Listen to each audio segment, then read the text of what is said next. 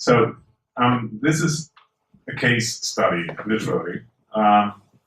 So this is a solar case, and Mark already said that this is the biggest case ever, not only in Europe, but worldwide or globally. We didn't expect that because we knew that solar would be one of the most important future technologies and one of the biggest business in the world in the future, just similar to semiconductor business or cell phone business or so on. We know that, but this is the future that we now are representing the biggest case ever. 2013 means only that, yes, we are part of that 1%, but there should be bigger cases at all. So, because dumping is not only true in the solar business, but it also appears in other business where there are obviously no teams asking the referee to intervene. So, but it is not only about the future of the EU solar industry, but also about the future of EU energy supply, because I'm completely convinced without a solar industry in Europe, we will lose acceptance, we will lose technological development, we will lose political support, so we will lose the perspective of growing solar market in Europe. So this is linked to each other. Only with a level playing field, with an open market, open for everybody in the world who complies to the rules, we can demonstrate that solar can be part of our future. And we need solar just to replace fossil and nuclear fuels in the future. They are running empty, and we need something to substitute. And yeah, but it's also about far more. Because we have the best research landscape and research clusters for solar technologies in Europe. We built that up in the last 10 to 15 years. There's no doubt about it. So there has been a development in Japan with several serious players. There has been a development in the US even before.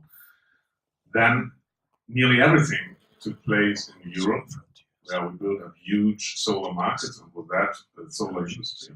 And now everything takes place in China, but we still have a technological advantage here, because maybe it seems a little simple, but it's nevertheless true.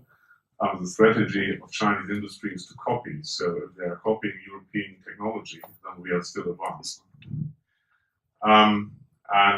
We have the highest automation level worldwide. That means with that, we have been able in the European solar industry to bring down the share of labor cost to below 10% of production cost. So with that, there's no need to leave Europe to low wages countries. Absolutely not. And we have that very, very broad acceptance in the EU concerning renewables expansion, and we have thousands, or maybe millions of youth wanting to start in the solar or renewable energy business. So we really have a high motivation in Europe to keep that industry here, to support the development of renewable energies and also solar. And so it's not only about the solar industry, just you have to answer the question, if we would lose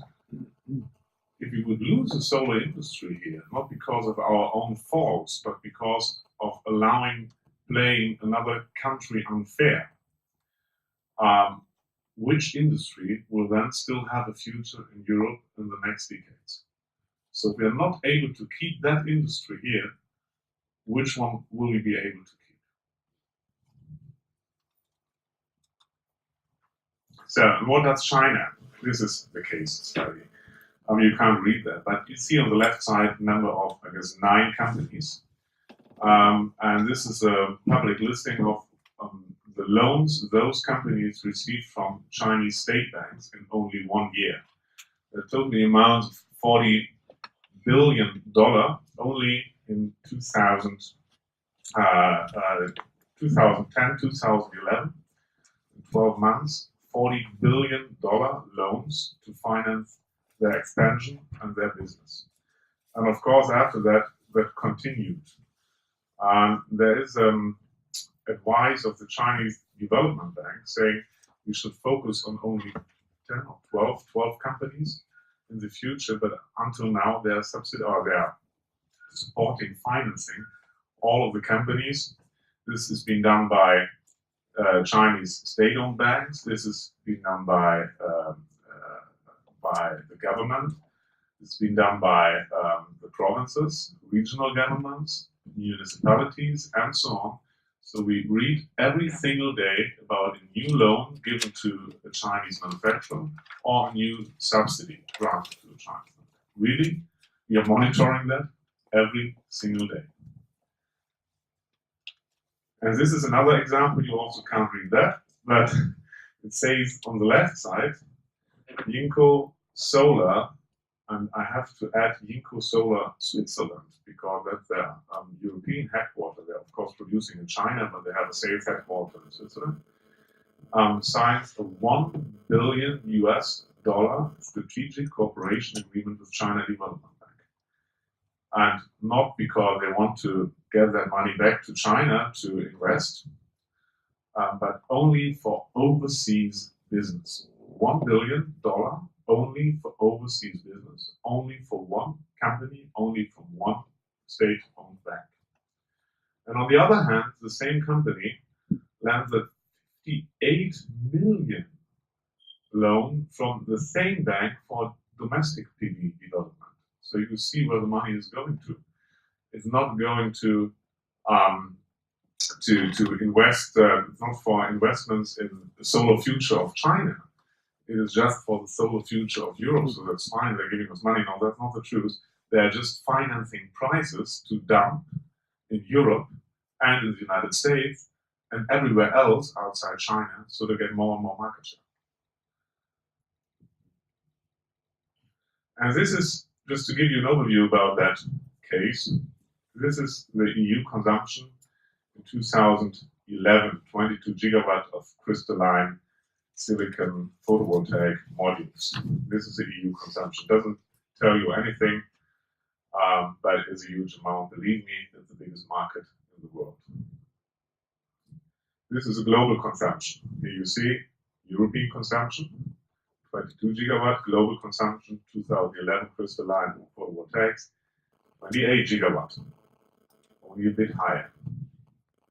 This is the production capacity in China 2011, 45 gigawatt. So far more than the global demand. This is the Chinese consumption in 2011, 2 gigawatt. So this is the same I told you before. They are not subsidizing the industry to supply their own country energy demand, but only for exports. And now you might have heard that China is expanding solar electrification, domestic solar electrification in China, and that sounds very good. It seems merely that there would grow a market for solar applications in China. But what we saw in 2012 was a market volume of 5 gigawatt, compared to, for example, Germany with more than 7 gigawatt. So whole China, 5 gigawatt. And then what happened to the production capacity at the same time? It grew from 45 to 60 gigawatt. So there is no solution at the end that there will be a growing market in China where all those overcapacities go to.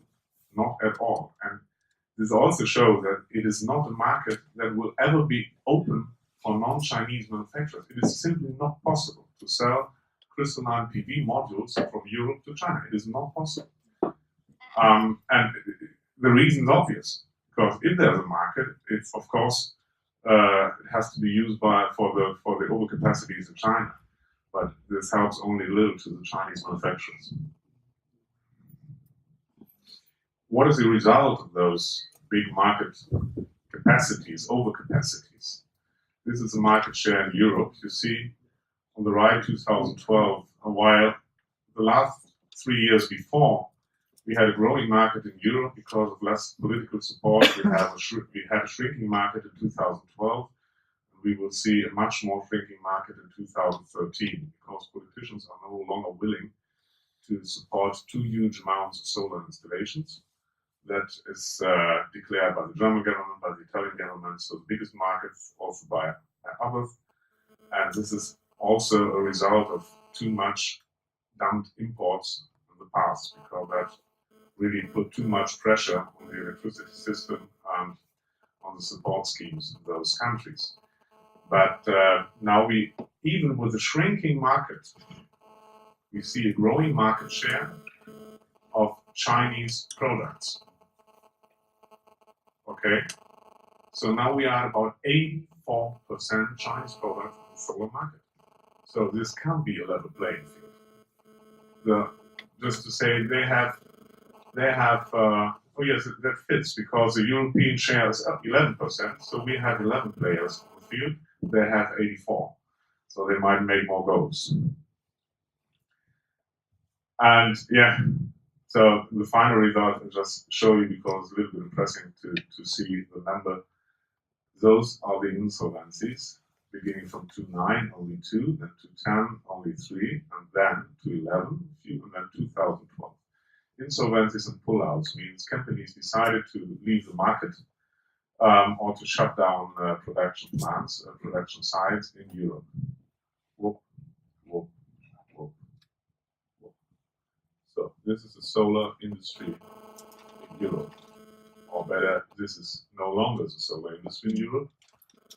Only the ones who survived until now are the solar industry. They pulled out. So this is endangered because of that. So if you see at the end 84% Chinese modules, that's next to a monopoly.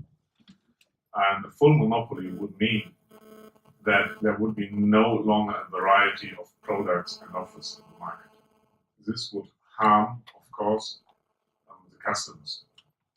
There would be no technological development anymore because it wouldn't make sense. So if nobody earns money, this is right now, nobody can invest in technological development.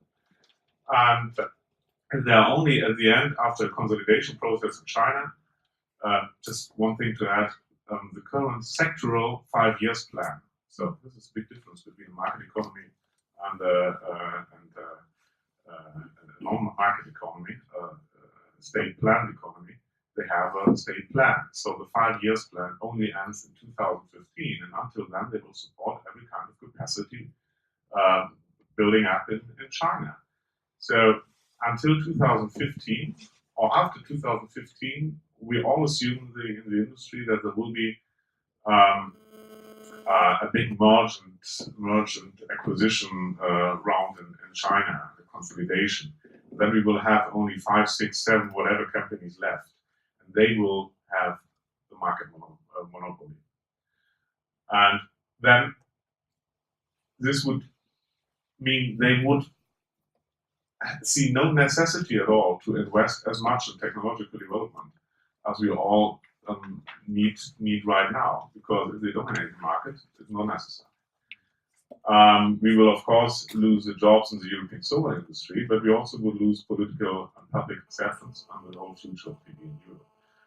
Just get very simple. Dumping is a fundamental problem on the European solar market, just as another example from sports, just as doping is a fundamental problem of the Tour de France.